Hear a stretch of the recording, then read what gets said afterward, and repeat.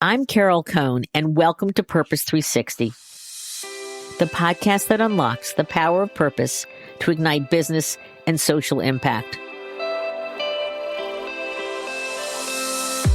Today, I am delighted to have Martin Whittaker, CEO of Just Capital, return to the show. And today he's going to share the 2024 rankings of America's most just companies, the Just 100. The Just 100 is the only comprehensive ranking of how today's largest public companies perform on the issues that matter most to Americans today, discovered via comprehensive surveying. And what do Americans want to see in just business?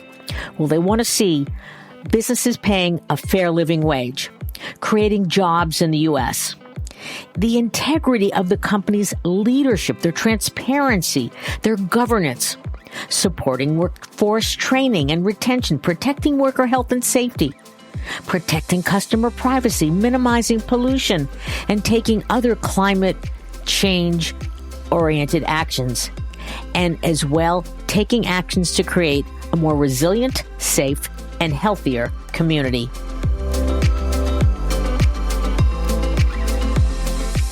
Welcome back. It's always a joy to have you here.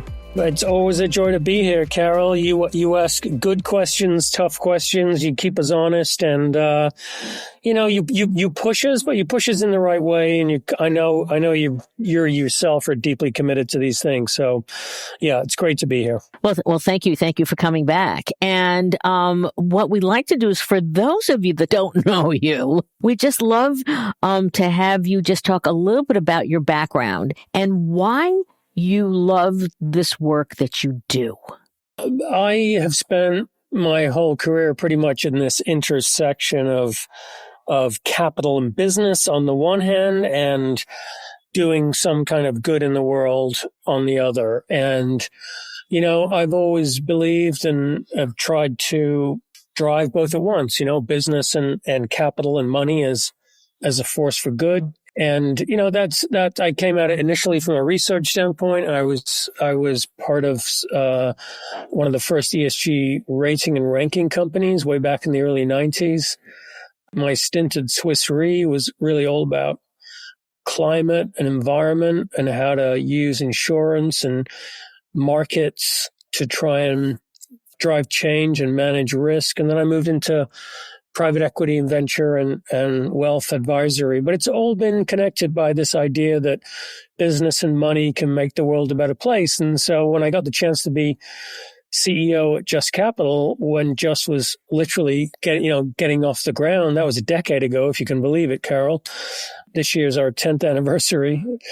I jumped to the chance because it brought together everything that I'd done in my career up until that point, and it gave me the chance to work with some incredible people on what I think is the most important issue of the day, which is how do you get capitalism working for more people? How do you get capitalism working for more people? Well, you've been doing it wonderfully for a decade.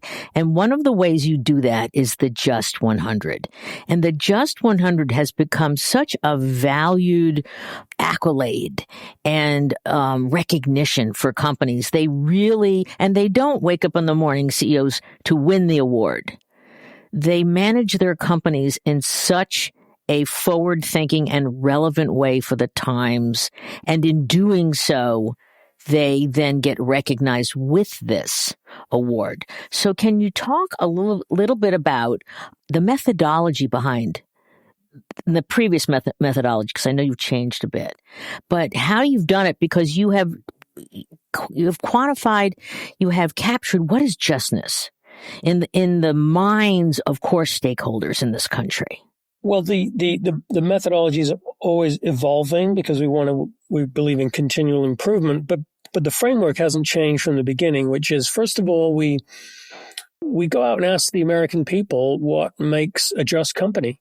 What are the issues that comprise just business behavior? We do that on a fully representative basis.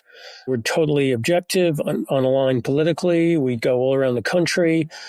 And, that public opinion research process is one of the unique things about Just. We We don't define what we measure, the American people. And so that gives us the framework, if you will, the blueprint for what issues we are going to measure companies against. We also ask the public to weight those issues. So in our final model, different issues have different weights. Those weights all come from the public's preferred prioritization of those issues. Our team here then goes and gets the best available public information to measure, analyze, and rank the 1,000 largest publicly traded companies in America on all of the issues that the American people have told us matter. And then with the rankings and all the data that goes behind it, we then lift up leadership, America's most just companies in every industry. And then beneath that, we have dozens and dozens and dozens of other winners in different categories on different issues. And the magic for us, Carol, as you know, is, we're not trying to name and shame. We're trying to lift up leadership in a trustworthy, accurate way. We want to be the good housekeeping seal of approval, if you will, the JD Power, the brand you trust to really evaluate which companies are doing the best job on creating value for their various stakeholders. And so that's the model. And increasingly over the years, more and more companies have warmed to that. As you say, they now see that the rankings and the award of the JUST 100, which is the top 100 companies. And we launched we rang the closing bell of the NASDAQ yesterday with the number one company, the CEO of the number one company, Antonio Neri, which is Hewlett Packard Enterprise. As I say to the companies, our success is really your success. And, we want to tell those stories and lift up American business leadership and do that in as powerful and as meaningful a way as we can. And I've seen it over the years. I mean, I saw it in the first few years when I quickly landed on your doorstep because I totally was in alignment with what you were doing. And, our clients were skeptical. They said, gee, how do I get in it? Is this a pay for play and whatever? And you have just been so credible and authentic in what you have done. I want you to share with our listeners how many tens of thousands of citizens have you queried over the last 10 years? It's a big number. We're pushing about 175,000. We'll do another, 5,000, maybe 10,000 this year. So, we do that every year.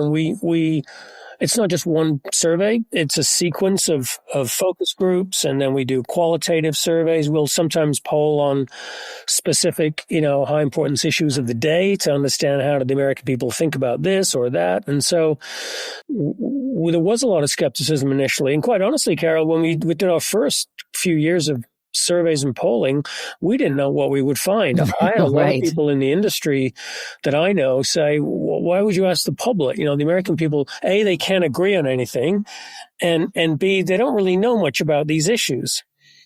And both of those things are wrong. In fact, we got a huge amount of agreement, even across political lines, and the issues that get identified are really, really crucial kitchen table issues that affect American families every day all around the country. What are the core issues? Have they trended? Have they stayed the same? Are there some ones that are really, really poignant today? I think what we've seen over the years is that worker-related issues have always been at or close to the top. We basically divide 20 separate issues into 5 categories. And the 5 categories are: how does a company treat its workforce? How does a company treat the communities where it operates? And that includes supply chains around the world. How do companies treat their customers? How do companies treat the environment? And then shareholders and governance, where we're looking for leadership with integrity and ethics and things like that, and good governance, including, by the way, making money, because part of being a just company is staying in business and making a profit. And so the American people understand that. I think what's happened over the years is we've seen worker issues become more and more important. The number one issue this year is pays a fair living wage. And that was number one last year, but its weighting has improved.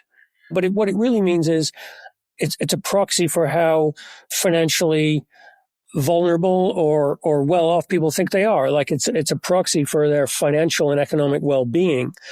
Do they feel like they're compensated well, compensated fairly for the work they're doing? And so that's the number one issue. It's getting more and more important. Number two this year is creates jobs in the U.S. I think people are worried about the job market, and I know the economy's going well and the job market is kind of funky right now, but creating good jobs in the U.S. is also clearly very important. And then number three is not a work-related issue, but it's still risen in importance, which is basically about accountability. I think we call it accountability to all stakeholders. That what people really mean by that is a company that's taking its responsibilities to society seriously and is aware that it needs to be accountable for its impacts on society. And how has governance changed over the years? I'm curious. We want companies to be led by people with integrity. It's tough to measure. But really what we look for are measures of accountability. How is executive compensation handled? How is the board comprised? Do you start to see board representation? We do measure board diversity. So you start to see this issue of accountability show up in governance. And I think along with that comes issues like transparency, reporting so that people can see and make their own minds up how companies are really doing on issues that they care about. So that has all become much more important and more prominent in the idea of a well-governed company over the years. Let's talk about HPE, the number one. Why were they number one? Well, they're number one because, you can't be number one in our rankings unless you're good at pretty much everything, which HPE is. They're number one in their industry. They're tied first for workers in their industry, or they are number one for workers in their industry. They're 21st overall, and number one in their industry for environment, the number one in their industry for communities. They do extraordinarily well on a couple of things I can point out. One is their apprenticeship programs. Interesting, their CEO, Antonio Neri, who was with us yesterday at NASDAQ, he started out as an apprentice. Oh, that's lovely. That's great. Yeah, it's an amazing story. And I encourage anyone listening to this to go check it out. He's an amazing individual, and his leadership is really second to none. He really personifies the idea of a just leader, which by the way, is, I think, essential. You got to have CEO leadership on just issues. And if you don't have that, it's never really going to permeate a company. But Antonio has really, embodied that. HPE also has the best paid maternity and paternity leave in the Russell 1000. They do 26 weeks. So they have a number of very, very clear targets, which they've hit also for representation and diversity on the management team, the leadership team, the board, by gender, by race. So they're walking the talk. They have incredibly stringent and aggressive environmental objectives especially around net zero. And Antonio tells it like it is. They're winning business all around the world because they're seen as a leader on energy efficiency and environmental issues. So all of this relates to their business leadership as well as their leadership in the JUST rankings. I love what you said, and this is really important for our listeners, that the CEO has to lead and shape a JUST company. We always say it can't be laminated. It has to be lived. 100%. Honestly, I look throughout our JUST 100 and throughout the rankings, there's leadership throughout corporate America. It doesn't have to be always the CEO. We see leadership at different levels. It tends to land well in the C-suite. You tend to have board members who also care about these issues.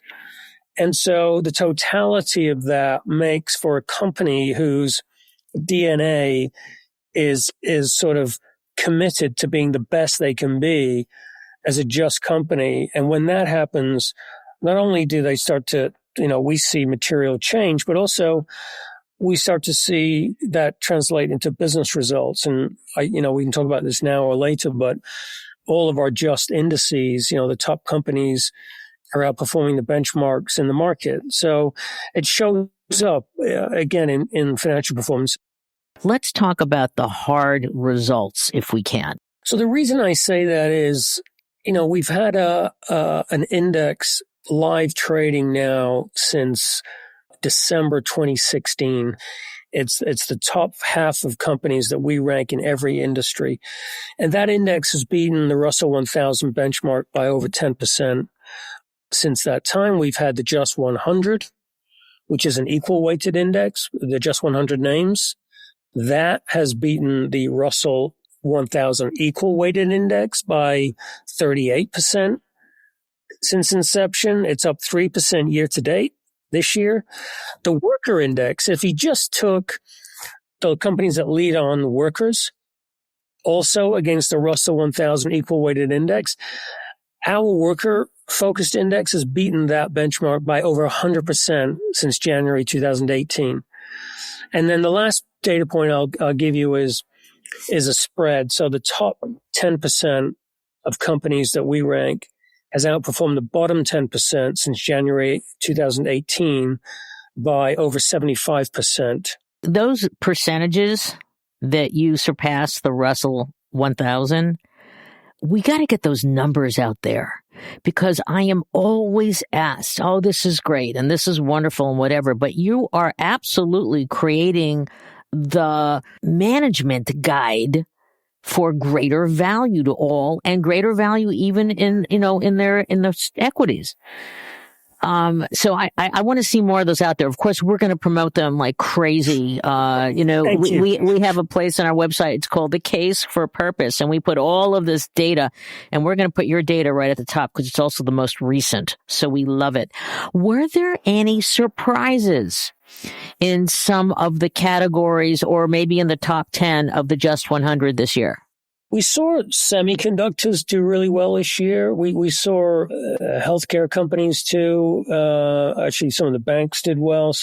But the semis did well, which is kind of interesting. We saw a lot of industry representation, perhaps more industry representation in the Just 100 than we've had in previous years. So that's good. It means that other companies from other industries are finding. You're drawing them in, right? Yeah, exactly. Are there any other stories from the 937 companies that were analyzed that really, kind of stood out for you? I actually went through this year and looked at as many companies that had improved or that had been a number one, a standout on individual issues. And I love those nuggets. I love celebrating the Just 100 and the big companies, but I also love the little nuggets that come out when you get down into the details. I found that Valvoline, which, I don't know much about Valvoline, but turns out within their industry, they're number one on worker advancement and training. And I'd love to know, how did that happen? Who's behind that? Who are the people benefiting from that? Like those kind of stories to me are really what we want to really get into with our work. To our listeners, I know we're asked all the time, how do I get either in the Just 100 or how can I get higher?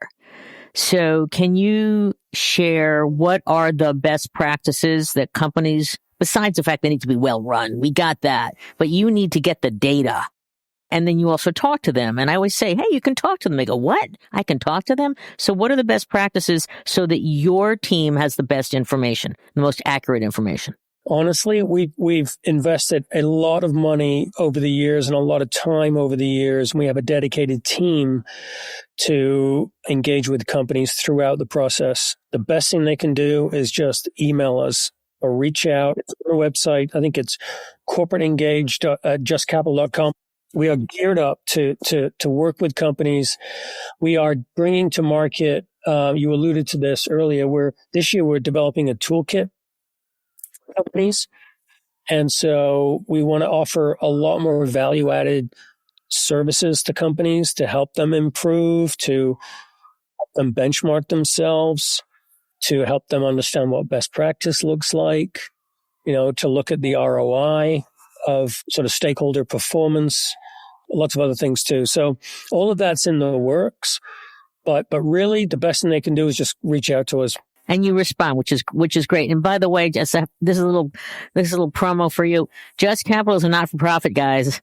So, I always send them some money during the year. If all of us can chip in a little bit more, because they are truly, they need our support to do this amazing work.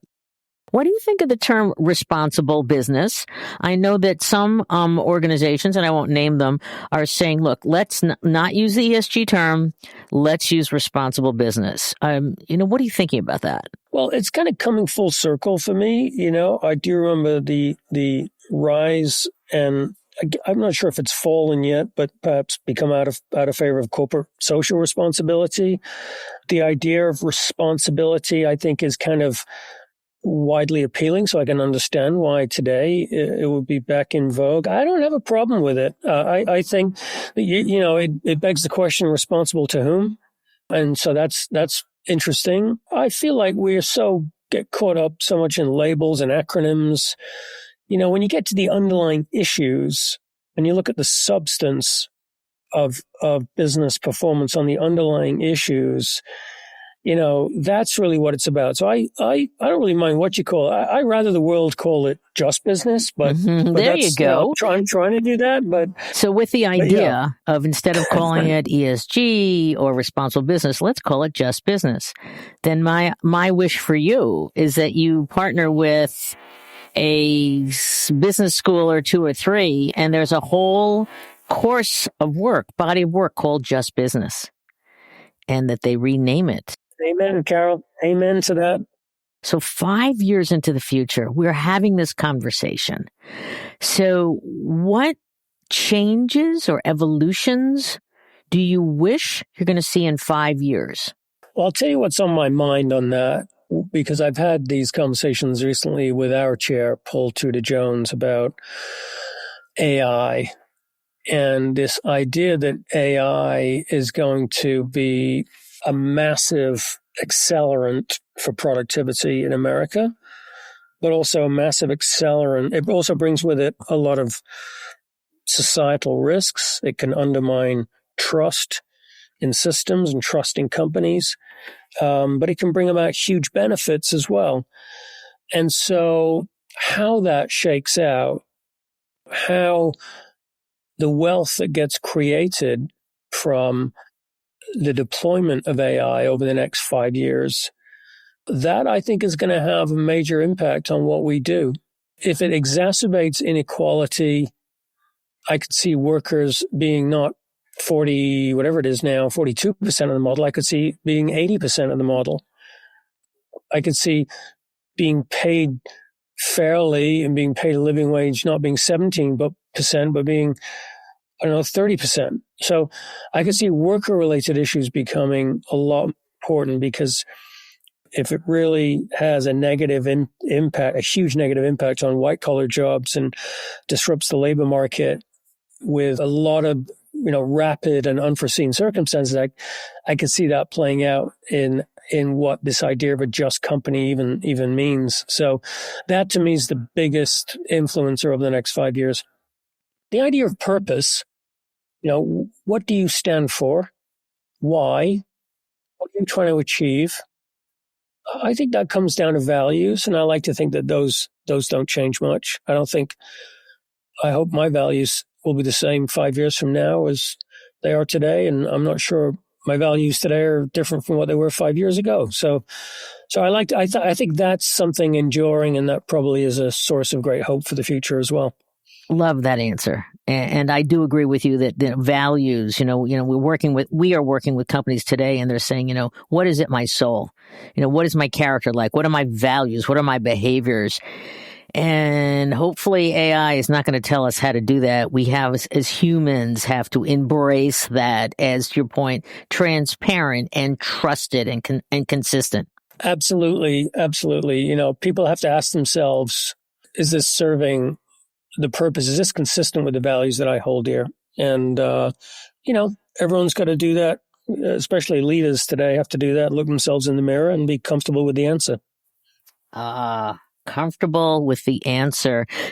So, I always like to give the last words to my guest before we close. This has been a great conversation, as it always is with you, my dear friend.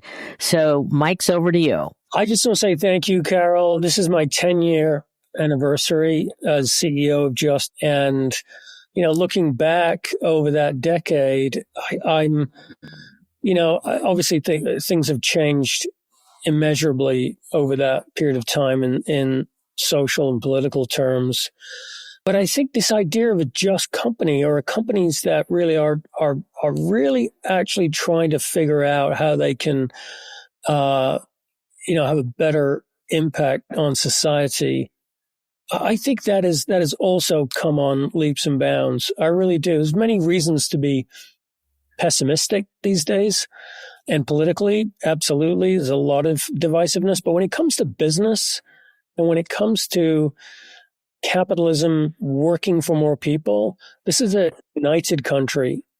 Believe me, you mark my words, this idea of business as a force for good is something that can bring us together. And that's what gets me going every day. I want to thank you, Martin Whittaker, CEO of Just Capital. Congratulations on your 10th anniversary. Thank you, Carol. The pleasure's all mine. It's great to be here, and I know we'll do it again sometime.